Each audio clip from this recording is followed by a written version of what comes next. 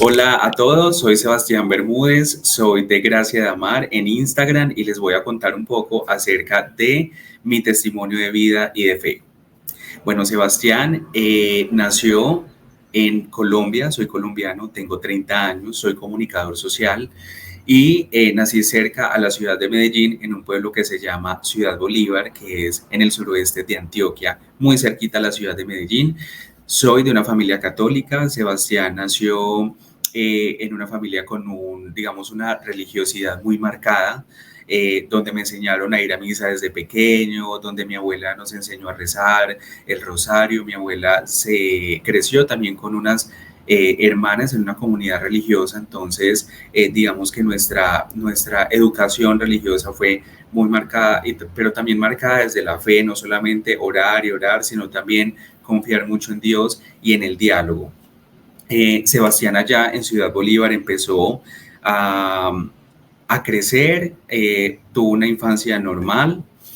Sin embargo, más o menos cuando tenía unos 13, 14 años, sintió como esa necesidad de empezar a ir a misa todos los días. Fue muy de mí. Siempre quise como saber un poco más de lo que hacía el Padre en la Eucaristía. Entonces empecé a ir a la Eucaristía todos los días. Luego le pedí permiso al párroco de allá de la parroquia de la Inmaculada Concepción, que si podía leer en la iglesia. Me dio la oportunidad de poder leer en la iglesia. Y cuando se dio esta oportunidad, se vino un mundo súper grande, porque Sebastián empezó a, a leer, a quitarle el miedo a hablar en público. Sebastián también empezó a hacer monaguillo ya a unos 15 años. Fue un proceso al principio difícil para un joven, porque pues nunca había sido acólito o monaguillo, y me dijeron, hazlo. Yo dije, Dios mío, ¿qué van a decir mis compañeros del colegio? Yo ya estaba como en octavo, noveno grado.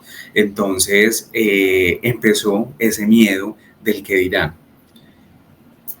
Y creo que fue la fe, y creo que fue también la misión de Dios que me dio que me quitó ese miedo. Y dije, no, es que todo lo debo hacer por Dios, no por Sebastián, no por la gente, sino también por mi espiritualidad.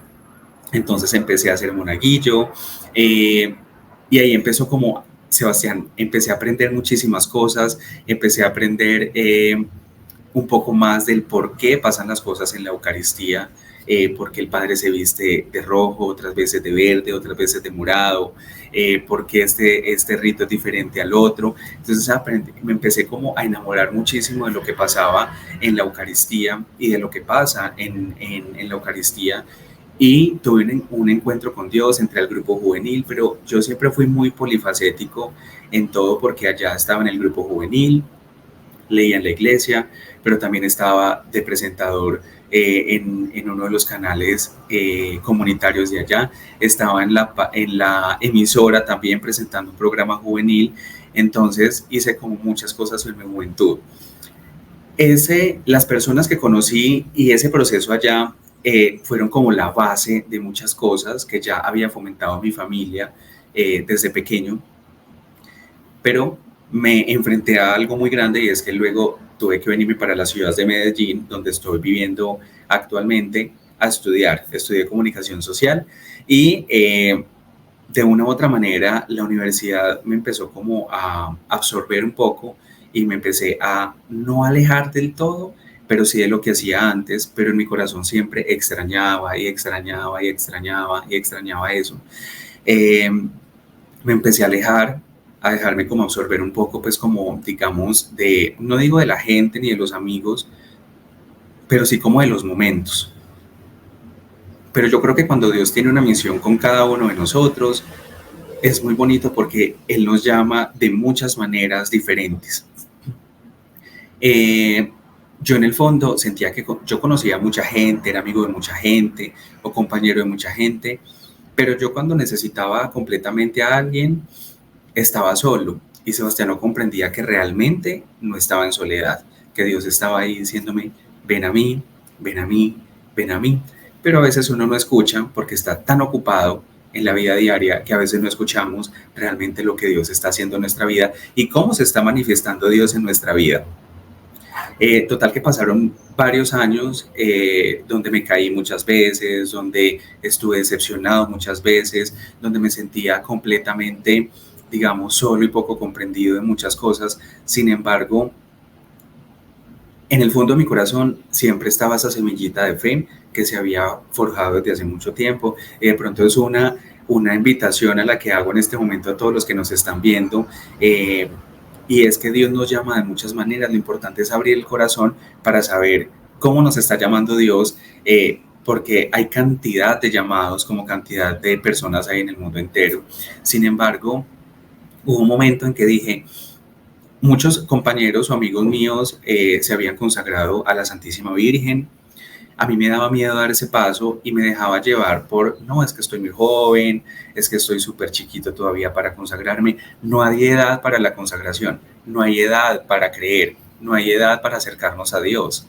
Entonces, si hoy me estás escuchando y tienes 80 años, no importa. O si tienes 12 años, no importa. Dios nos acoge a todos porque para el Dios el tiempo es muy diferente al de nosotros. Empecé un proceso en el 2018 nuevamente. Todo este tiempo fue de universidad, sin embargo oraba, iba a la Eucaristía, estaba tiempo en familia, pero me faltaba algo, me faltaba algo.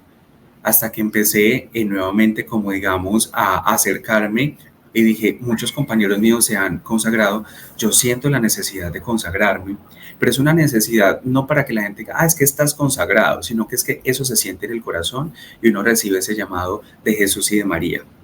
Empecé el proceso de la consagración.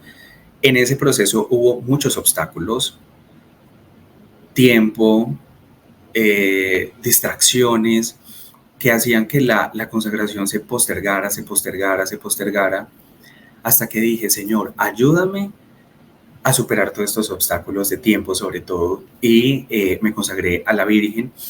Pero cuando estaban esos obstáculos, era, yo empecé a soñar varias veces, y uno de los sueños que tuve fue con la Santísima Virgen, donde ella estaba como en la mitad de un laberinto. En la mitad del laberinto estaba ella, y cada laberinto tenía obstáculos, pues como cada uno de los lugares, y cada que uno superaba un obstáculo había una rosa o había una vela prendida blanca hasta que llegábamos a ella. Con ese sueño comprendí que es que hay muchos obstáculos, pero María al final está esperándote porque ella fue la que te eligió. Entonces empecé la consagración a la Santísima Virgen, la terminé, ahora también estoy consagrado a nuestro Padre Espiritual San José. Y siempre me gustó mucho, digamos, poder hablar con mis compañeros y darles un consejo, tener una espiritualidad bonita con ellos. Entonces ellos me decían, Sebas, deberías de poder manifestar esto en redes sociales, mostrárselo a la gente. Yo no lo veía así, yo decía, no, pero pues es simplemente una reflexión que quiero compartir contigo, pero no en redes sociales, no quiero exponerme mucho en redes sociales, siempre desde el temor, siempre desde el miedo, pero Dios me ha mostrado que es importante evadir ese miedo si estamos con Él a nuestro lado. Entonces nació un proyecto muy bonito que tengo en Instagram, se llama Gracia de Amar, y en Gracia de Amar el gran propósito es acercarnos un momento en la oración.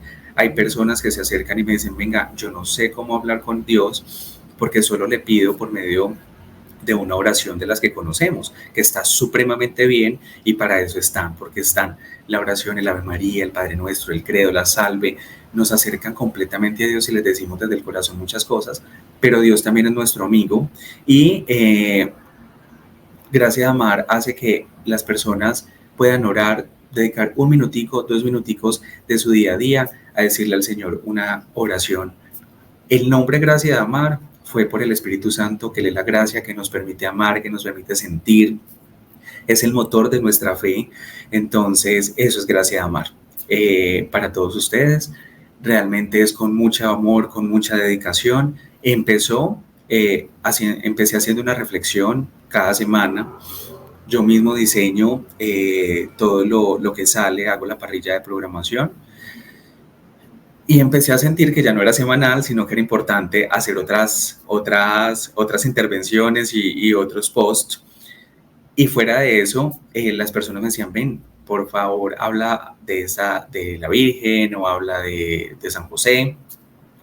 Y empecé a tener un discernimiento y hoy día, gracias a Mar, digamos, trato de hacer un estado diario, una historia diaria y una publicación diaria, o si no, 3, 4 veces en la semana aproximadamente. Y son publicaciones donde no hablo de nada que no tenga que ver con nuestra fe.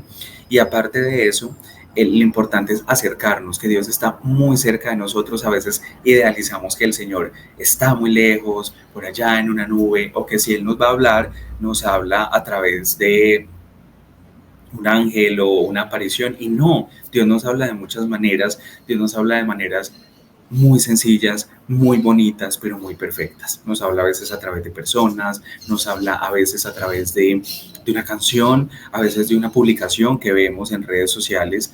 A mí también me ha pasado con hermanos, digamos que también están en cuentas en Instagram, donde veo una publicación y digo, qué bonito porque me llegó al corazón y estoy seguro que Dios me habló a través de esa persona que hizo esa publicación. Entonces las redes sociales, muchas personas las estigmatizan, que son malas, pero yo creo que también hay que reflexionar y es qué contenido estamos viendo cada uno de nosotros, ¿cierto? Entonces, esa palabra mala o buena la damos cada uno de nosotros en lo que estamos publicando.